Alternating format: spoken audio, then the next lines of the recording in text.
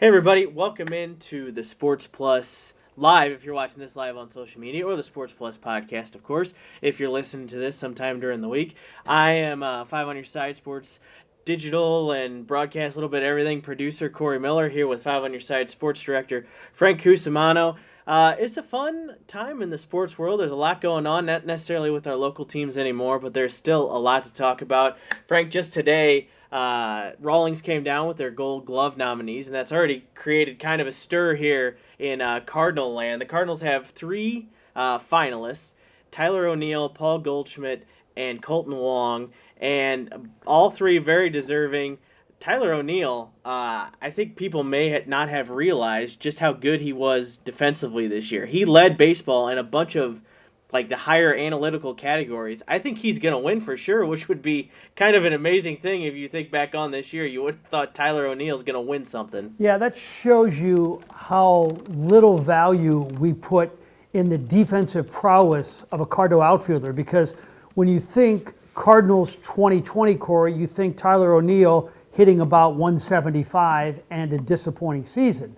But you look at the metrics defensively, 89 chances and not one error, plus he showed great range out there. The analytics show that he was a terrific defensive outfielder. Now, that and $1.25 will buy you Diet Coke, because it doesn't matter how good you are defensively if you're an outfielder.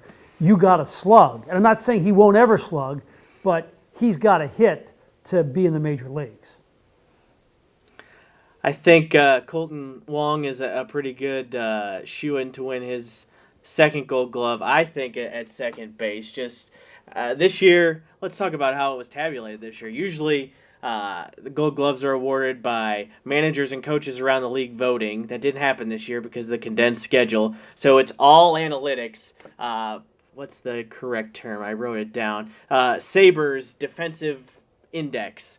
That's all that's going to decide it. And the winners, you found this out. We all found this out last year. I think when you were talking to Colton Wong, the guys that won already know they won, which is kind of weird. And then they have to sit on it for a few weeks. Yeah, Colton couldn't tell anybody. In fact, I don't think he could even tell his good friend Paul DeYoung, the shortstop, about it, because Paul was a finalist also. But yeah, it is kind of fascinating. It's an unbelievable party, by the way. I don't know if it's going to happen this year, but it's in New York, and they always bring in incredible entertainment. And the best part about it is they bring in Hall of Fame Gold Glove legends like Ozzie Smith and Johnny Bench. It's a great combination of the past of baseball with the present of baseball in terms of just great Gold Glovers. Now let's talk about the guy that didn't get named a finalist for the Cardinals and is quite mad online, and that's Yadier Molina. I don't know. I get what he's trying to say here, and he's saying essentially ask any catcher and I should win the Gold Glove. And he does have that reputation by now, but then he kind of strays off into some, I don't know what in the world he's talking about here, saying MLB's conspiring so he doesn't tie Johnny Bench with 10 Gold Gloves. I think Yadi just doesn't know how it was tabulated this year. I don't think he knows that they're literally just going off the list of, okay, these guys had the best metrics, they're the three finalists. And yeah. Yadi's stats don't stack up. I don't know what the disconnect is, but I hope somebody fills them in. Yeah, let's make this real easy for our audience to understand. There's a pretty all-encompassing stat called defensive runs saved. Yadi is a +1, which is slightly above average. Stallings in Pittsburgh is a +7, which is probably why he's going to win the Gold Glove. Yadi only allowed 6 base stealers, which is pretty good. Now, he missed a lot of games, but he also tied for the high in errors.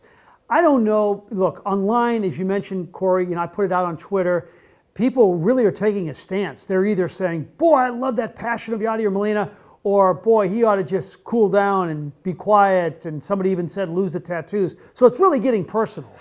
I just think it's amazing that a 38-year-old is still this passionate about defending his defensive reputation. We all know he's a good one, and that defensive run save stat, Corey, that doesn't really calculate how a man handles a pitching staff. And as we know, nobody handles a pitching staff better than Yadier Molina. Definitely. Nobody's disputing Yadi's prowess, but I think everybody would kind of just be on on this occasion, maybe step back a bit. And I think he was just a little heated at first, and I'm sure You know, he won't stay that way. Go Corey, I'll ahead. tell you what, though, hold on, though. His Instagram things have, they're always spirited. I mean, who knows if he doesn't come out and attack Mike Matheny in that Instagram, what would have happened with Mike Matheny? Because I'm telling you, that kind of like, sealed the deal for Matheny. Oh, the catcher that he brought up, the catcher that he taught is now turning against him. And Mike was so innocent in saying that Yadier needed a break, and he took it personal and went to social media. I'm telling you, his social media posts are explosive. That's true. He's actually been in comments of people calling him out so far and like responding to like random people. So he is on top of this for sure. Let's talk about Yadi a little bit more because there has been a little bit of news about him this week. Of course, doesn't have a contract going forward.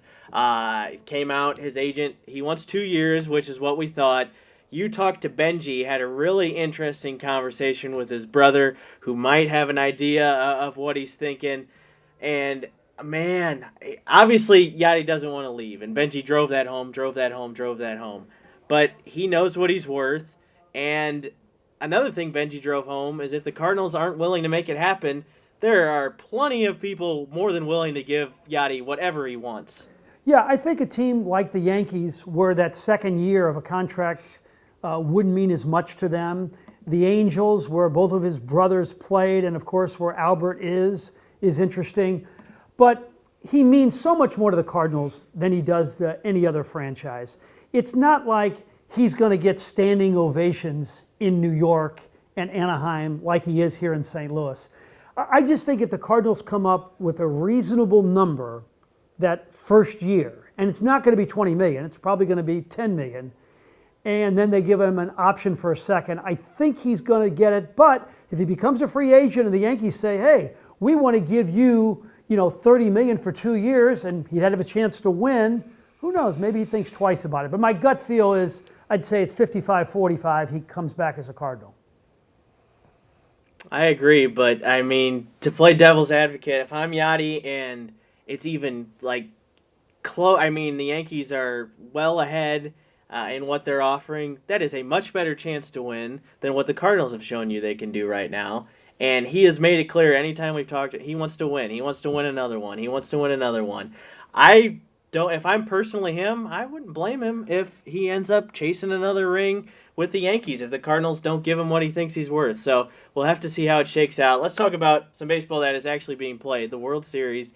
I am more excited for this World Series, I think, than I've been for the last, 3 or 4, which is weird, and that's just kind of because I'm a closet Rays fan. But I think this is going to be a really fun series. I think we've had 2 pretty good games, interesting games throughout, and a couple of St. Louis guys being counted on in big spots, which is cool to see. Yeah, Josh Fleming and Pete Fairbanks for the Rays. And if you're a reliever with the Tampa Bay Rays, there's no question you are pitching in that game. If you don't pitch in this one, you're going to pitch in the next one because it's all about relievers with them. And I'm also fascinated by the Dodgers. When I see Cody Bellinger hitting 6th, a reigning MVP hitting 6th, that's when you know the freaking lineup is stacked. And this Corey Seager, I mean, when this guy's healthy, he's the best shortstop in baseball. It's not even debatable. So they are so loaded. You find me that out in their lineup, and I'll give you $1. They're unbelievable to watch, and it's a testament to the Rays. And look, hey, it's a 1-1 series, and they got Charlie Morton going, so maybe Tampa's up 2-1 going into Game 4. I really do love, it's not like I despise the Dodgers or anything, but I like seeing the Dodgers get this close and just always fail to make it happen. For them to go this long, 1988, a franchise like that with that much money and that many resources and that many good players go this long and not win a World Series, it's embarrassing. And honestly, at this point, because I'm far enough away, I'm not in LA or anything, it's just kind of funny as an outside baseball fan for them to just keep getting this close and just be dashed all the time. And I'd love to see the Rays do it. The Rays were my World Series pick back even before what we thought was going to be a 162-game series happened. It does kind of stink Jose Martinez isn't on this team anymore. I really wish he would have stayed there instead of being traded to the Cubs. Yeah, I don't think they have enough offense.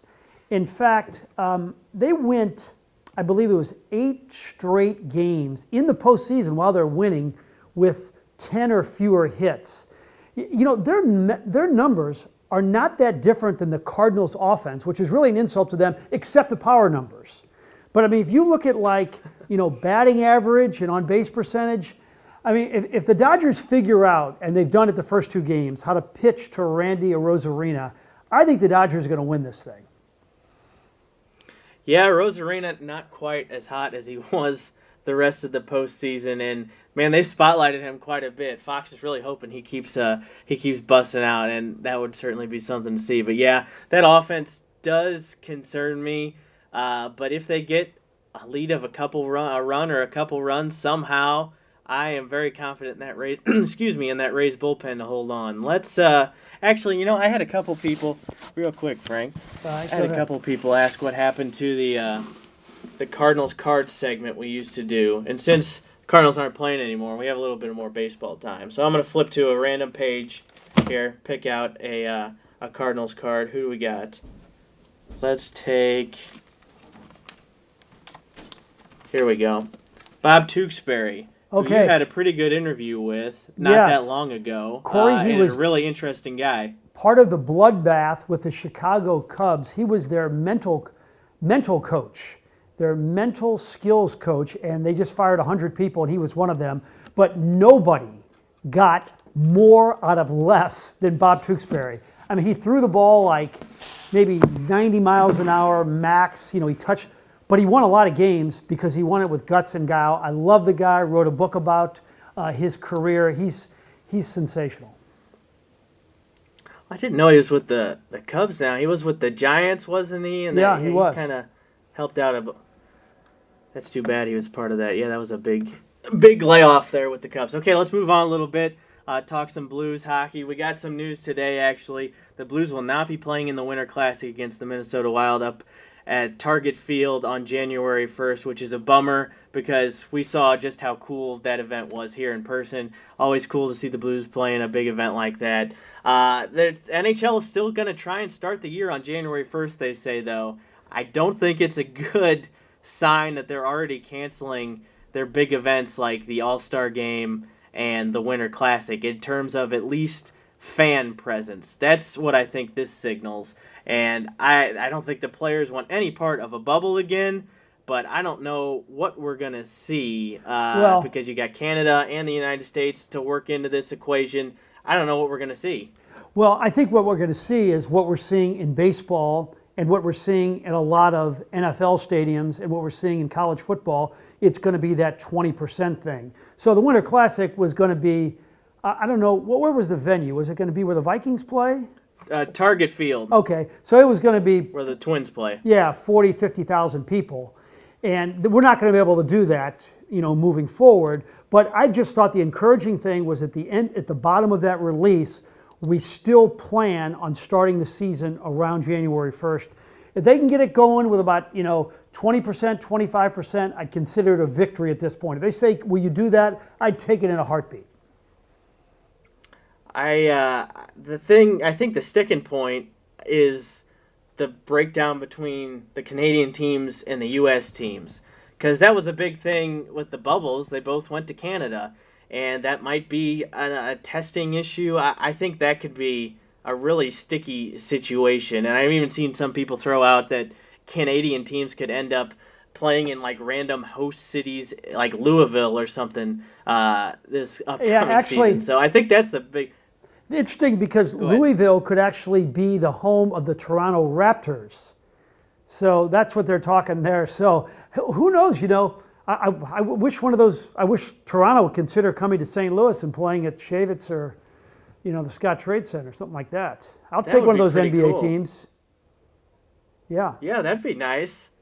Let's move on. Well, actually, not quite move on. Ahmad and I last week had a nice long conversation about now that Alex Petrangelo's gone, the captainship is up for grabs. We all thought the same way, and I already know, I don't even have to ask you, but we'll get your take on here too. I think you're going to have the same exact take as me and Ahmad. It's a clear-cut fit for one specific Blues player. Yeah, I don't know why there's any delay. Just put the C on Ryan O'Reilly and let's move on. You know, A, he's arguably your best player. B, he's your hardest worker. And C, the guy has great leadership skills. I mean, David Perron follows him. David Perron's a really good player, and he's in his 30s. And when Ryan O'Reilly says we're going to have a practice after practice, David Perron is there, and so are many others. So it's a no-brainer. He represents the franchise in such a classy way. Let's do it. Let's get some football stuff out of the way to wrap this episode of Sports Plus podcast up. First, we got Mizzou and Kentucky on Saturday. I hope any momentum they may have gained from beating LSU and then having to sit out a week isn't lost, because I think this team was going to start rolling. They're buying in under Drinkwitz. They're having fun. Mizzou hasn't beat Kentucky in like 5 years. Barry Odom never beat Kentucky. So I think this is a pretty big show-me-what-you-got game to see if they can back up what they did against LSU. Well, it's a huge game. You lose this game, and then you have Georgia and Florida back-to-back. So we're talking, a 1-4 record. Then you got to go to South Carolina. You have to beat Kentucky. It's not good for your football program to lose to Kentucky 6 times in a row. This is going to be a great test, though. Kentucky's defense has been out of sight the last 2 weeks. We had their play-by-play broadcaster, Tom Leach, on the radio this week. I think they've given up 9 points in the last 2 weeks. They destroyed Tennessee, a team that destroyed Missouri. But in Mizzou's favor is Connor Bazelak has another, couple of weeks to learn this great system of Coach Drink. I think it was a blessing in disguise, because this is one of the most intricate systems in all of college football. This is one of the great minds in all of college football, and they were cheated basically out of a summer of heavy reps. I think the more reps in Coach Drink's offense, the better off you will be, and I think Mizzou's going to win this game on Saturday. In Illinois, they've got Wisconsin on Friday to actually open up the entire Big Ten season. They've got another pretty easy schedule, all things considered. They play Rutgers, Northwestern. I think there are a couple other easier Big Ten teams on there. What's a reasonable expectation for them this year? Because they had a pretty good year last year, but now they have to build. They can't go backwards. Yeah, the encouraging thing for me about the University of Illinois is the veteran leadership, particularly on the offensive line. Lovie Smith said the other day that he thinks that all 5 of those guys will get a chance to play professionally. And as Dan Dierdorf once told me a long time ago, if our big, ugly guys up front beat up your big, ugly guys up front, then we win the game. So if Illinois can control the line of scrimmage, which I think they can with this veteran offensive line, I think they got a chance to be a 500 team, maybe a little better. I think that'd be good for them in the Big Ten this year. Okay, very last thing before we wrap up. We got a little bit of XFL news this week, and I'm just kind of scrounging for any scrap of BattleHawks good feelings I can find. Talking to some people in the know, there have been preliminary talks about the XFL returning to St. Louis. And I don't think that's any surprise. Once we found out a new group was buying it, they had to come back to St. Louis because it performed better than pretty much every city in anything. But you brought up an interesting point in your interview with the CVC president. Don't you think the XFL would maybe not go to LA or not go to New York and find some other markets to go into? Yeah, get rid of those cities that don't give a rat's A about the XFL. I mean, get these mid-market cities that would just be really passionate about it. It's sad in one way that it's not going to be till 2022, but as Kitty Ratcliffe told me yesterday, they got to go through this whole bankruptcy thing. They got a lot of work to do before they can get this league up and running. But the Rock's got money. There's some passion for this league. I think we're going to see it again. Just imagine, Corey, too, in 2023, okay, you'd have on a spring day, on a spring Sunday in St. Louis, you could have the Blues, you could have the MLS, you could have the Cardinals, and you could have the BattleHawks. It'd be a good time to be a sportscaster, I'll tell you that. That would be a lot of fun. Let's hope it happens. All right, everybody. Thanks for joining us this week for the Sports Plus podcast. We will be back next week. Maybe we'll have a World Series winner by then. Take it easy, everybody.